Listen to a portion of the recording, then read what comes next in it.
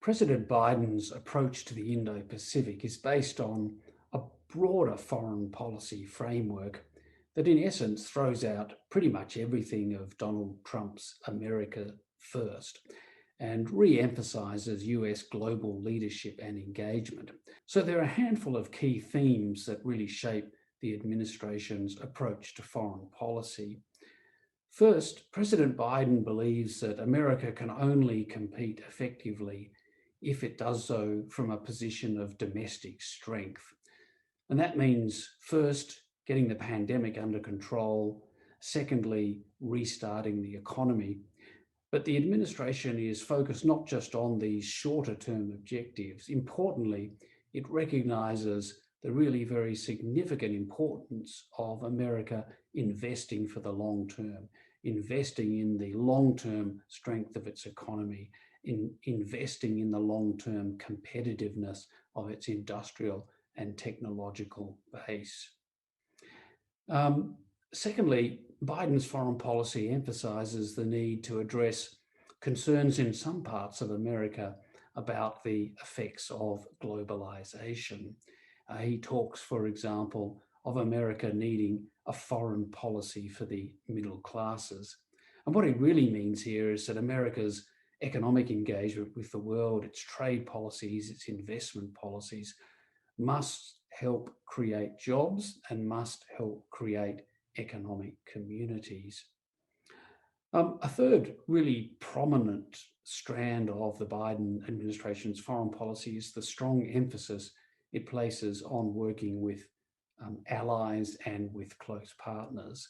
And the administration really sees this as a unique advantage that America has, one that it has over rivals like China and Russia, who are really quite lonely superpowers. So he's emphasized the importance of reinvigorating and reinvesting in these alliances and close partnerships. Lastly, there's a really strong emphasis on values in President Biden's foreign policy. He really firmly believes that at a global time of growing illiberalism and authoritarianism, that America has to begin to push back internationally against this tide and to support democracy. And importantly, he recognizes that this fight, this struggle to support democracy must begin at home.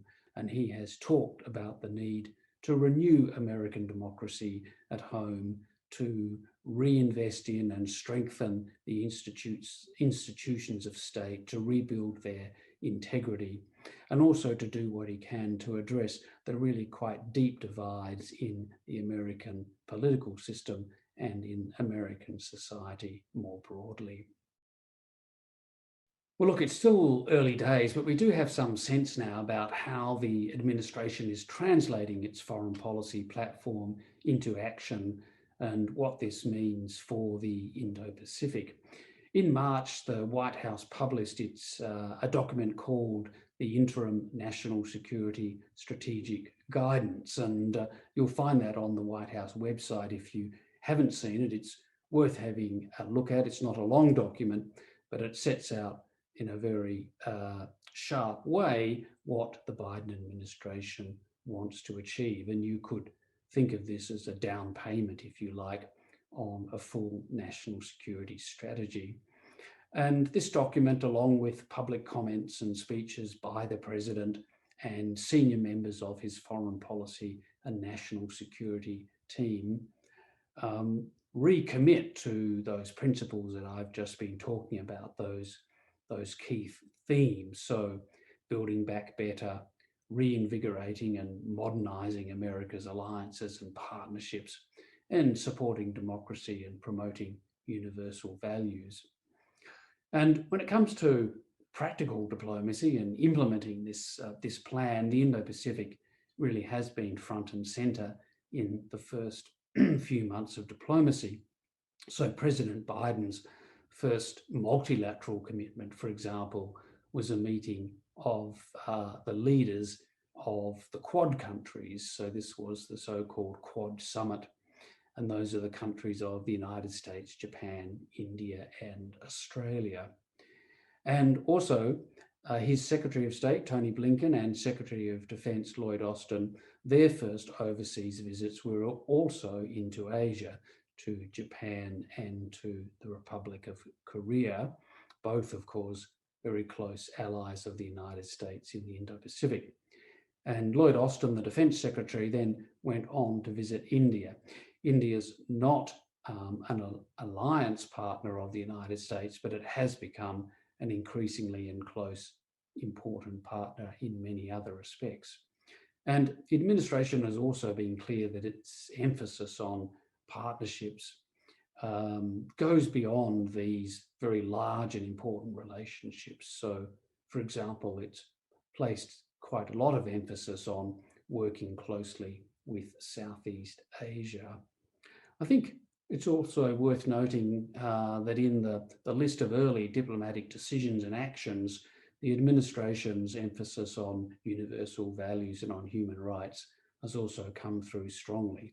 So we've seen the administration, for example, impose sanctions on Myanmar and on Chinese officials in relation to, in the first instance, the coup in Myanmar, and in China in relation to the Chinese government's quite brutal repression that we see now in Xinjiang province. Well, the administration has made it clear it's up for tough competition with China, and we did see that publicly during the now infamous, you might call it, US-China meeting in Anchorage, Alaska, just a short while ago. That was the first high-level contact between the two sides, and we saw some very fiery exchanges while the media were present in the room. If I can go back to that interim national security strategic guidance document, importantly, it sets as one of America's three core foreign policy objectives the idea of promoting a favourable distribution of power in key regions. And of course, the Indo-Pacific is first and foremost amongst those. The administration has also been clear that it's prepared to live with, to manage a high degree of friction in the bilateral relationship. In his first speech as Secretary of State, Tony Blinken said in relation to China that the relationship would be cooperative where it could be, it would be competitive where it should be, and it would be adversarial where it must be. And Tony Blinken also said that the common denominator in all of this was the need to engage China from a position of strength. And that's a phrase that you hear quite a lot from the administration at the moment. I think it's clear that the Biden administration doesn't want to be rushed on China. The administration is wary of some kind of reset of the relationship in which America might make compromises, but one in which China does not subsequently act to address US core concerns. So the administration has instigated a number of reviews. It's looking at the distribution of its military forces around the world, for example. It's instituted a review of supply chain security in some critical technologies and in some critical minerals. And it's left, at least for the time being, Donald Trump's tariffs on Chinese imports. I think that the Biden administration has in mind a model of what you might call competitive coexistence with China.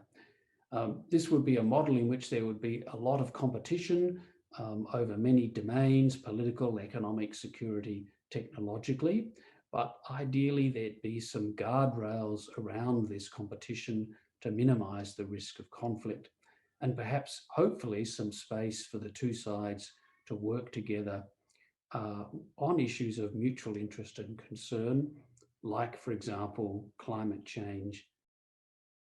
Well, what's to come? What should we be watching out for? Well, it is still very early days, and so there are some very big and consequential policy decisions on China that are going to have to be made, including on the US force posture in the region, as I mentioned, and on the many trade and investment issues that bedevil the relationship. There are still billions of dollars of US tariffs on Chinese goods. Technology is going to be a key battleground. I think some degree of technological decoupling is inevitable now. Both sides want this, and both sides are pursuing policies to achieve it, and they have two objectives in mind. One is each side wants to capture the technological high ground, if you like, that is to be the world leader in the technologies that will shape the future. And neither country wants to be reliant on the other for these technologies. Elsewhere, China's confidence and assertive foreign policy is raising the temperature in some key regional flashpoints like Taiwan and like the East and South China Seas. And the administration has yet to be tested by a crisis, but there's a good chance that at some point in the next 4 years, they will. And also elsewhere in the region, the administration is going to have to grapple with the problem of North Korea. North Korea policy is under review. The administration, like all previous American administrations, would like North Korea to give up its nuclear weapons and its missile program. And of course, North Korea has steadfastly declined to do so. Okay, so what does this mean for Australia and for the rest of Asia? Well, I think that an America that's leading with purpose across the region, that's investing in its key relationships, and which recognizes that its strength ultimately is going to come from overcoming its own domestic challenges, is very strongly in Australia's interests and of Asia's too. Most countries in the region, including Australia, want the United States to compete with China. They want China's power balanced in the region, but they also want the United States and China to put some boundaries around that competition so as to reduce the risk of conflict. Now, that's not to say that the rest of us can just cruise along, far from it. The flip side of an America that's placing a lot more emphasis on close partnerships and alliances is that the US will also expect countries in the region to play a strong role in helping to build the kind of regional order that we all want to see. I think it's also pretty fair to say that China's power will keep growing and the region will continue to feel the press of it. US-China relations are going to remain tense. And most countries are going to be juggling those relationships, juggling their interests, and trying to work their way through some of these very difficult policy challenges that are yet to come.